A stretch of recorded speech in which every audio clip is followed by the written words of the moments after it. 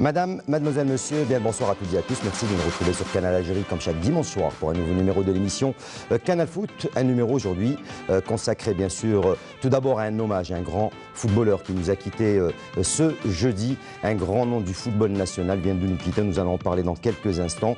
Nous reviendrons également sur le stage de combiné des U21 et des U20 proposé par le sélectionneur ou plutôt par le DTN Boualem Charef. Nous parlerons également du tirage au sort de la Coupe d'Algérie. Quelques infos sur les Verts d'Europe, comme chaque week-end, où nous revenons bien sûr sur le fil des infos sur les Verts d'Europe. Et puis bien sûr, ce qui vous intéresse le plus, c'est cette 18e journée du championnat professionnel Mobilis Ligue 1 et Ligue 2 qui s'est disputée donc ce week-end, jeudi, vendredi et samedi. Et puis vers la fin, une petite surprise que nous a concocté notre collègue de la station régionale de Constantine, Saïd Belaz, qui nous a trouvé une petite perle. Vous allez voir à la fin de l'émission. Je suis sûr que vous allez tous être contents de connaître la vraie histoire de cette anecdote. Allez, sans trop nous attarder, nous allons démarrer tout d'abord avant donc de présenter bien sûr mes invités de ce soir. Un hommage à un grand nom du football algérien, un grand monsieur qui a évolué au Nasr Hussein Dey en la personne de Akak Lehlali. Rabbi yarhamou ou Youssa Aleh, et bien sûr nos sincères condoléances à toute la famille Akek pour ce monsieur, l'ancien défenseur international dans les années 70. Akek Lehlali, décédé à l'âge de 65 ans d'un AVC. Donc Lehlali a été donc ancien joueur, je le disais, au Nasr Hussein Dey. Il a évolué dans l'équipe du Nasriya entre 70 et 85. Il a joué notamment aux côtés des internationaux comme le regretté Mohamed Khaddis, Ali Fergani, Mahmoud Gendouz et l'actuel sélectionneur Rabah Madjer en équipe nationale. Il avait honoré sa première sélection en match amical face à Malte, victoire 1-0 pour l'Algérie, disputé le 15 mars 1972, alors que son quatrième et dernier match avec les Verts a été disputé le 14 février 1973 face à la Turquie, défaite de l'Algérie sur le score de 4-0. Il a été donc inhumé à Garidi, au cimetière de Garidi. Inna lillahi wa inna ilayhi raji'un. Et nos sincères condoléances à toute la famille Akek et à tous les amoureux du Nasr Hussein Dey, et bien sûr à notre collègue Mariam Akek qui travaille avec nous, c'était son cousin. Voilà donc pour ce qui était de cet hommage. Je vais vous donner la parole sur ce grand nom du football tout à l'heure, messieurs, à commencer par Wassila Batiche. Bien le bonsoir, heureux de vous retrouver pour ce nouveau numéro de l'émission Canal Foot, juste à côté de moi aujourd'hui. Bonsoir. Et heureux de vous retrouver, ça va? Ça va? Ça s'est bien passé? Non, non, pas du tout. Pas trop froid depuis le match d'hier du Mouloudia d'Alger, ça va? Ça va, ça va. Touzi Djilali avec nous également ce soir. Bonsoir Touzi. Bonsoir Hakim, bonsoir amis sportifs. Heureux de vous retrouver et de retrouver toute l'équipe. Ahmed Lalibi, bien le bonsoir, heureux de vous retrouver. Bonsoir Hakim, bonsoir toute l'équipe et très heureux d'être parmi vous. Eh bien, on est heureux également de vous avoir. Haouchin, le mentor de l'émission, bonsoir. Oui, bonsoir Hakim, bonsoir toute l'équipe. Bien évidemment, comme toujours, quand on retrouvait toute l'équipe, surtout lorsqu'elle est au complet. Et je vous laisse le soin de présenter l'invité du jour qui est un ami de longue date. Eh bien, l'invité du jour, c'est le directeur sportif, nouveau directeur sportif ou manager sportif, puisque le DTS, il est juste là sur ma droite. C'est notre ami Ahmed Laribi, le nouveau donc manager général du Shabab Riadi de Belouizdad. Pour l'instant, Monsieur Hassan Ait Abdel Malek, donc vous avez travaillé à Francfort, vous connaissez très bien le football, vous êtes entraîneur actuellement, vous êtes avec ce club mythique qui est le Shabab Riadi de Belouizdad. Bienvenue dans l'émission Canal Foot, heureux de vous avoir parmi nous.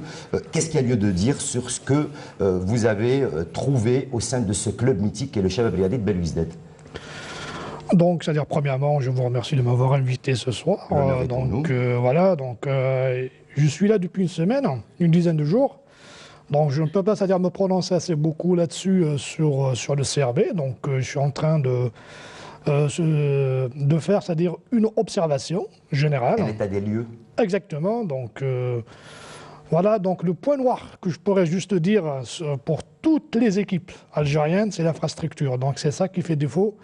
Donc là, c'est déjà mal parti un petit peu. Donc vous savez que le règlement number one dans les règlements FIFA 17, c'est le terrain. Ouais. Donc là, quand ça manque le terrain, des fois, c'est inutile qu'on parle. Donc malheureusement, je ne sais pas comment nous allons faire. Est-ce que nous allons travailler ou bien nous allons faire du rattrapage?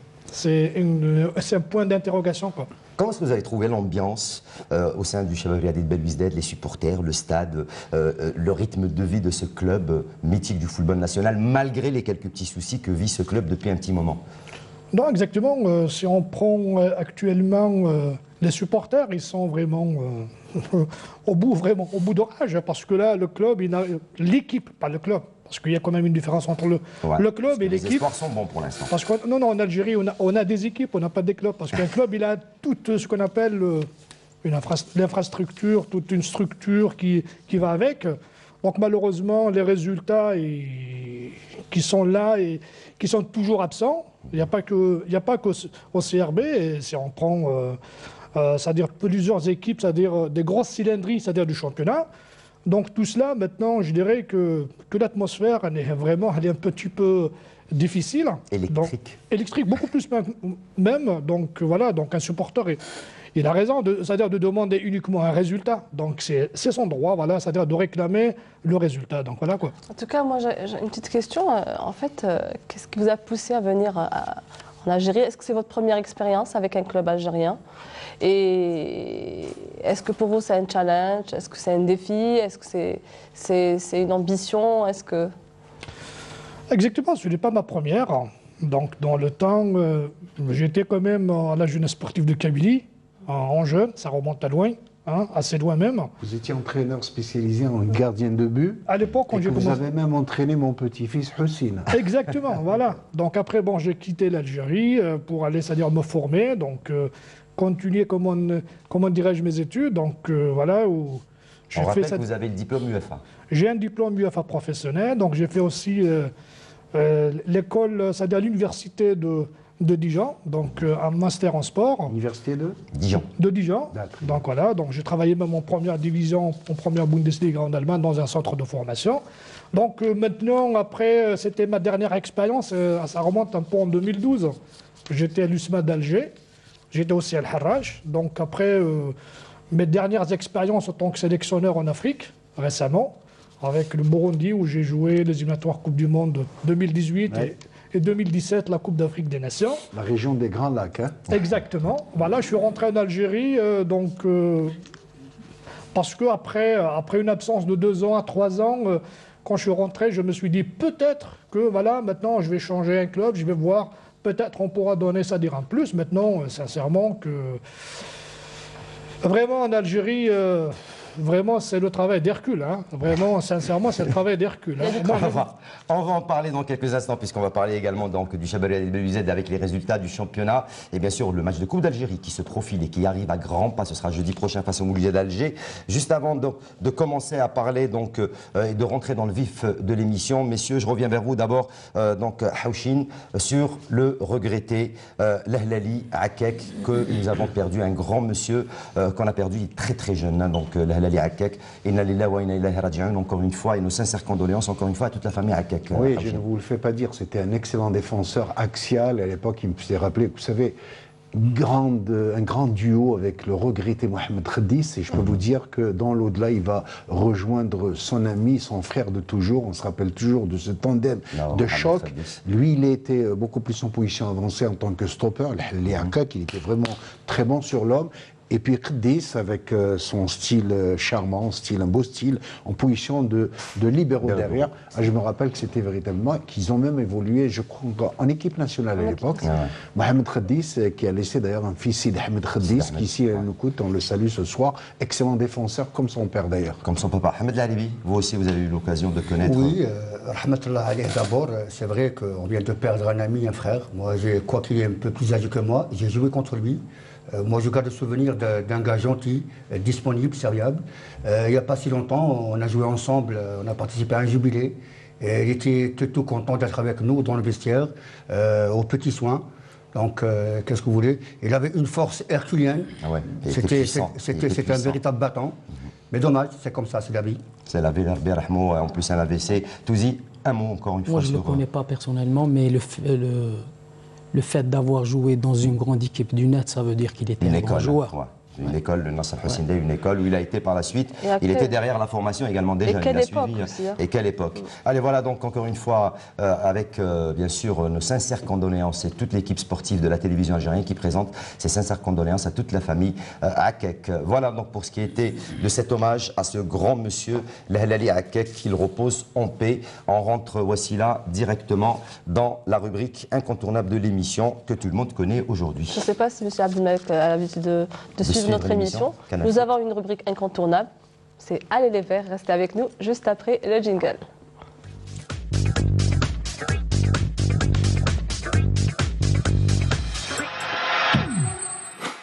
Allez messieurs. Ouais, il aime bien la couleur. Il aime bien la couleur de votre pull. C'est le but, hein. Quand on a, il y a voilà, du rose, ça... Ça fait un peu l'AS Roma. Hein. Ah bon? Voilà. C'est plutôt féminin, un petit peu. Le FC Barcelone. Le Torino, ouais. Allez, la prochaine fois, ce sera une cravate de couleur rose. Ok. Allez, messieurs. Allez, messieurs, on en a parlé la semaine dernière. Ce stage combiné entre les joueurs des U21 et U20 dans le centre technique de Sidi Moussa depuis ce samedi, un stage donc des sélections U20, U21, voici la Batiche, Ouais, destiné spécialement aux attaquants. Ouais, on l'a dit donc la semaine dernière, bien sûr, un stage sous la houlette du directeur des équipes nationales, de l'entraîneur de la section nationale des U20, M. Boualam Charef, assisté des M. Hossein Abdelaziz, Salim Sbah, Hossein Achou et Mohamed Hanichet. Bien sûr, c'est un stage, donc vous l'avez dit tout à l'heure, Hakim, est particulier dans la mesure où il est destiné exclusivement aux attaquants afin de travailler les phases offensives, des schémas tactiques préconisés. Donc M. Boualam Charef, bien sûr, a décidé cette fois-ci de convoquer bien sûr les attaquants, milieux offensifs et gardiens de but des sélections U21 et U20. Donc c'est un programme, bien sûr, qui concerne cette catégorie, voilà, donc des attaquants. Et ça sera jusqu'au 31 janvier. Et ça s'est déroulé, bien sûr, au stade de Bolloré. Voilà. Ça, c'est le match qu'on avait vu la semaine dernière, mais bien donc sûr. Ça s'est déroulé au stade de Sidi Moussa, bien sûr, avec quelques sorties. Alors, messieurs, le sélectionneur national qui convoque pour un des derniers stages, on va dire, puisqu'il en a eu déjà pas mal qui se sont déroulés avec ces jeunes catégories, U17, également les U17. Là, on est réellement rentré dans le vif du sujet pour commencer à travailler sérieusement avec ces jeunes, ces équipes des U17, U20, U21. Ahmed Lalibi. Oui, tout à fait. Vous avez bien dit que ça c'est du sérieux, c'est bien. Ça fait très longtemps qu'on n'a pas regroupé plutôt les U20, U21. C'est l'occasion. Moi, je suis vraiment très satisfait de, si vous voulez, de ce que fait Boualam Charef, parce que là, il convoque uniquement les attaquants. Là, il va faire un travail spécifique à l'approche du but, c'est intéressant. Concernant les U17, je peux vous dire que ça commence à bouger au niveau des différentes sélections régionales. Et ils sont en train de faire de la prospection, si vous voulez, dans cette catégorie, qui est vraiment une catégorie très sensible, parce que ce que je veux dire, c'est qu'il ne faut pas se tromper dans le choix des joueurs, c'est très intéressant pour le devenir de chaque joueur. Mais je peux vous dire qu'il va y avoir des plateaux entre les différentes sélections régionales. Et à partir de cette étape, on va essayer de sortir les meilleurs éléments. De toute façon, ils ont joué la dernière fois, ils étaient pratiquement une soixantaine pour la catégorie. Il a testé un peu plus de 60 joueurs. Voilà, des U17, donc pratiquement il y a eu 4 mi-temps pour chaque groupe. Donc, Vous savez, moi j'ai déjà l'occasion de travailler dans la section régionale pendant cette année. J'étais responsable de la catégorie junior. Je peux vous dire que le choix, il est très important. Il ne faut pas se tromper, c'est tout. Tozi. Bon, on en a déjà parlé la semaine passée. C'est bien de faire des stages combinés. Ça va permettre aussi et surtout que ça va se travailler par compartiment, les défenseurs à part, les attaquants à part et les milieux de terrain à part. Il va se spécialiser et surtout déceler les véritables potentialités de chaque joueur. Et avec qui? Avec Boualam Charef, et Hanichet, qui a toujours travaillé en duo avec Boualam Charef, Hossein Achou, jeune joueur. Même la complémentarité, elle existe au niveau du staff technique parce qu'ils ont toujours travaillé ensemble. C'est important, il y a deux pratiquement générations. Hein. Donc, juste, pardon, c'est là une petite précision. C'est une première parce qu'auparavant, on a toujours convoqué tous les compartiments. Là, donc, avec Boualam Charef, c'est un travail spécifique. C'est très intéressant. Houchin. Oui, c'est toujours, nous l'avons toujours dit, c'est toujours bon de regrouper. Vous savez, les jeunes talents sont ceux qui vont faire l'équipe nationale demain. D'abord, pour qu'il y ait véritablement de la confirmation, de la maturité pour ces joueurs, le fait d'être en sélection, c'est déjà une récompense morale, mais aussi un encouragement pour la suite de sa carrière. Mais aussi, c'est une façon d'aller vers une certaine décantation. Vous savez qu'on a beau appeler de plusieurs régions, mais à un certain moment, bien évidemment, la décantation se fait et l'émergence d'une véritable élite se fait à travers ces regroupements.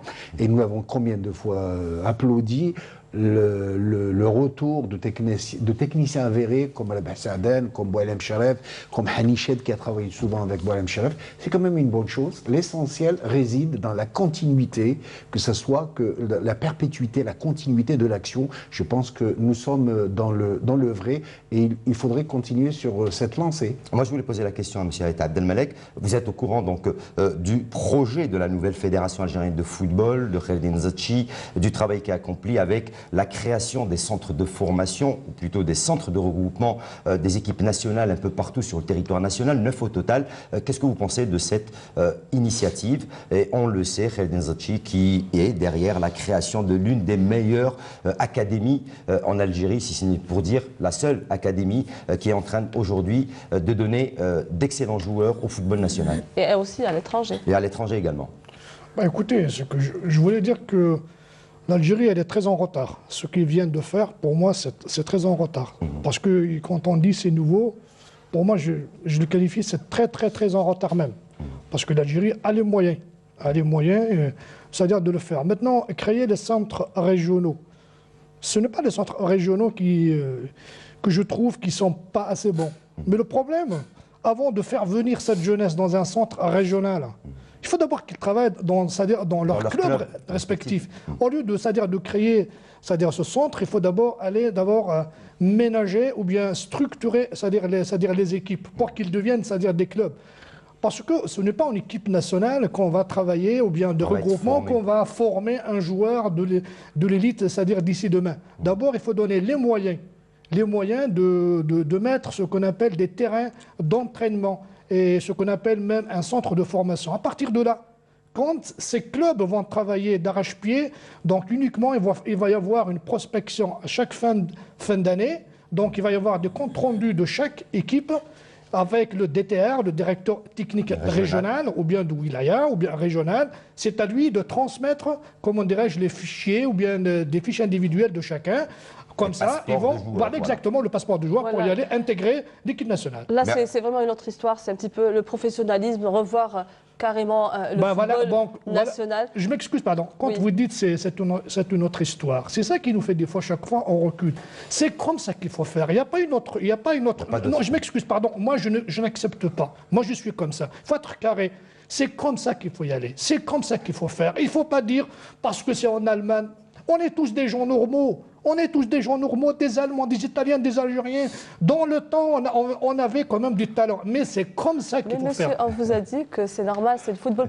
Il faut revoir un petit peu la charte du football professionnel, de revoir tous ces stades, tous ces présidents. Et actuellement, Donc, il y a les heureusement qu'il y a ce centre de formation national que la fédération algérienne est en train de mettre en place aussi. Hein, il y en a beaucoup. Donc, heureusement, ces jeunes, ils évoluent en ce moment, mais le sport, le football professionnel, c'est vraiment une autre histoire. On aura l'occasion d'en parler. Donc on reste toujours, messieurs, dames, avec les nouvelles des Verts. Hakim, je pense que vous avez beaucoup d'informations ce soir. Très rapidement, on va passer sur ce qui s'est passé un petit peu. Donc là, encore une fois, l'Algérien Mohamed Ben Yedder en forme avec l'Arabie Saoudite, son club, où il s'est illustré cette semaine avec un nouveau but, troisième en 2 rencontres. Haouchine, très rapidement, les attaquants algériens, que ce soit Bounedjah, que ce soit Ben Yedder, tous ceux qui évoluent un petit peu dans ces pays arabes, sont en train de faire sensation. Oui, mais moi j'étais persuadé que ce garçon allait